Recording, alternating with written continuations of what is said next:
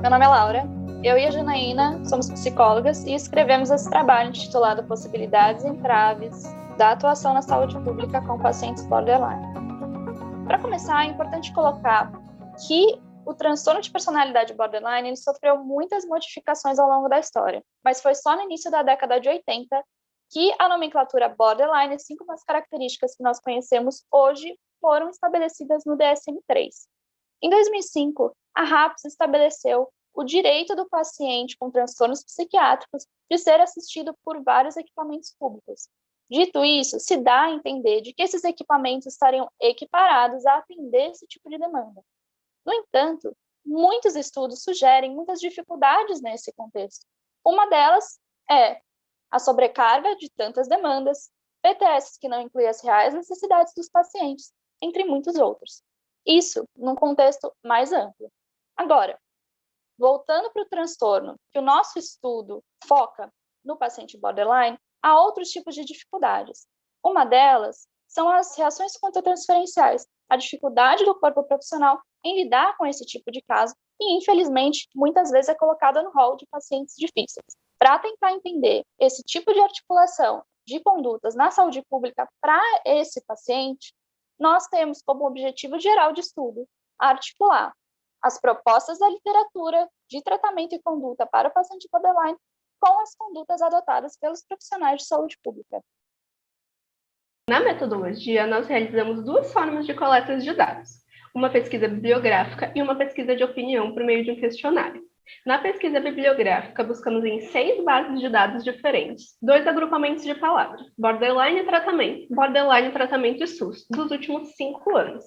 Nós buscamos nesses artigos que os profissionais ou os pesquisadores falassem sobre como foi a prática que eles realizaram ou sobre o que eles entendem ser a prática e o manejo adequado para o tratamento desse quadro. No questionário, nós elaboramos esse questionário, ele contém 21 perguntas com 5 dissertativas, e ele foi feito para que a equipe técnica multidisciplinar respondesse e falassem como eles entendem o quadro e como eles entendem o tratamento adequado para ele. A equipe técnica contendo o médico, o enfermeiro, o psicólogo, o assistente social, o terapeuta ocupacional, o pedagogo, o fonoaudiólogo e o farmacêutico.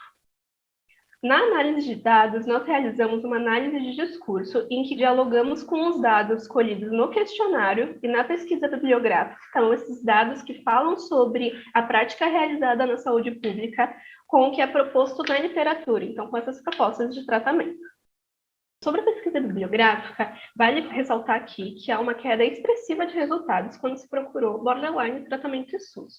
Isso mostra que há menos trabalho sendo publicado que falam sobre o manejo com as pessoas com transtorno de personalidade borderline dentro da saúde pública. Dado isso, nós selecionamos nesse nosso trabalho 17 artigos para estudarmos e nós categorizamos eles de 3 formas diferentes. A primeira, pelo tipo de atendimento. Então, a grande maioria realizaram uma psicoterapia individual, que foram 16 artigos, e 10 deles realizaram atuações em conjuntos. Então, a psicoterapia individual com a intervenção psiquiátrica ou com a intervenção grupal. A segunda categoria é sobre o local de atendimento. Então, 6 artigos estavam vinculados às universidades acadêmicas.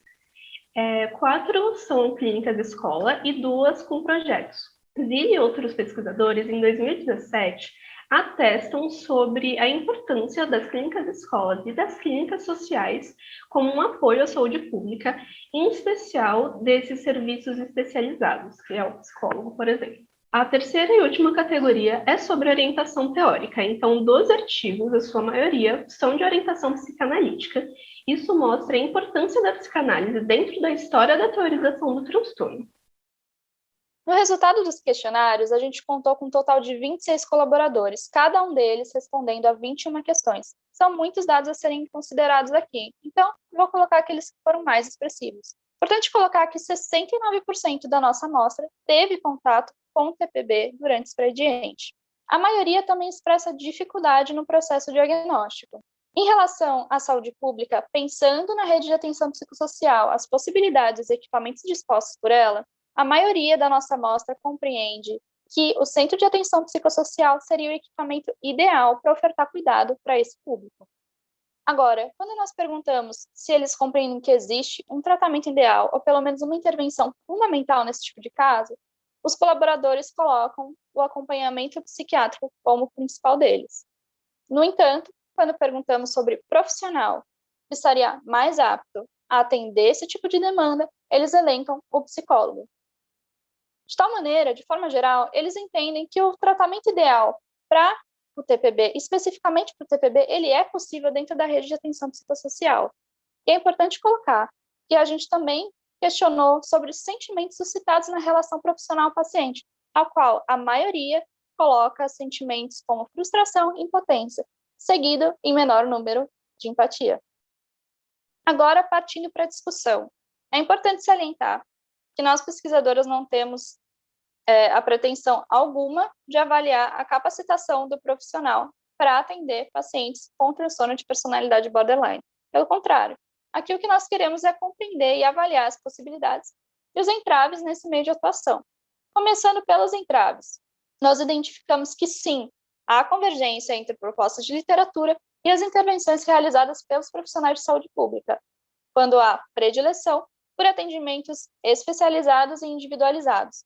Consideramos isso um entrave porque remete a uma tipologia de trabalho chamada equipe-agrupamento, em que há fragmentação das atribuições de cada profissional. Outro entrave também são as reações contratransferenciais, que as reações do paciente ou a crise do paciente, muitas vezes, é entendida pelo profissional como ataques pessoais. Esse tipo de relação gera vínculos negativos do usuário com o serviço.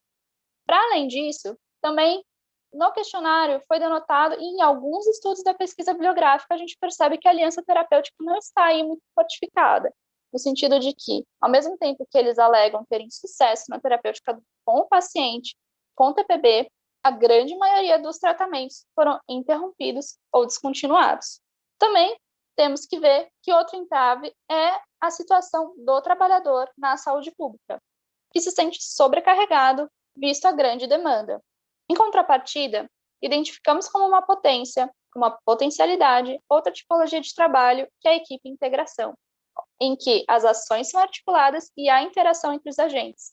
Portanto, na insegurança de um profissional em atender um caso, como, por exemplo, como atender um paciente com transtorno de personalidade borderline, ele encontrará segurança e uma intervenção mais efetiva com outro ou outros profissionais da mesma equipe ou de outros serviços. Nesse sentido, não há como nós pensarmos em potência de trabalho ou mesmo assistência de qualidade sem pensar nas condições do trabalhador e nas dinâmicas da equipe. A equipe também é uma grande potência para a unidade. Nós concluímos com o trabalho que há uma percepção contraditória do cuidado, em especial sobre as respostas dos questionários, em que há uma defesa do atendimento multidisciplinar, mas posteriormente nas atuações uma predileção por atendimentos ambulatoriais. Então são essas ações isoladas das equipes em que os conhecimentos estão muito setorizados, principalmente do psicólogo e do psiquiatra.